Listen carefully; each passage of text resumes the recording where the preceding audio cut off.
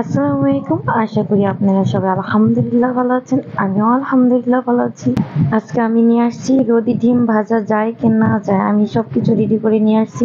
এখানে কড়াই নিয়ে আসছি, ডিম নিয়ে আসছি, তেল নিয়ে আসছি। আমি কড়াইটাকে আরো 1-1.5 ঘন্টা আগে রোদে দিয়ে গেছিলাম।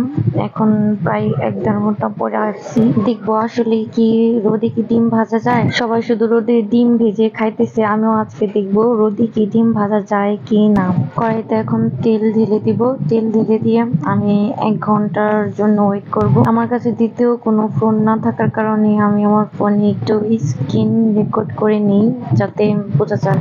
আমি অনেকটা সময় ওয়েট করি, 1 ঘন্টার উপরে। তারপর আবার যাই ছাদে। বিল্ডিংটা নতুন হওয়ার কারণে এখনো ফুল কমপ্লিট হয়নি। আর আমি এখানে ডিম ভেজে ফেলতেছি ছাদে। দেখা যাবে আজকে ডিম ভাজতে পারবো কিনা। সবাই পাশে থাকেন।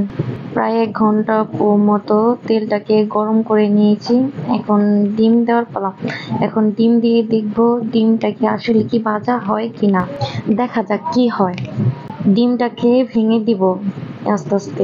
আমাদের পাশেই থাকুন, দেখুন যে ডিম ভাজা হয় কিনা। এত রোদ আর এত গরমের কারণে কি আসলে কি ডিম ভাজা হবে? শুধু ভিডিওতে দেখি যে সবাই ডিম ভাজতেছে, কিন্তু আসলে সেটা না, এটা সব মিথ্যে।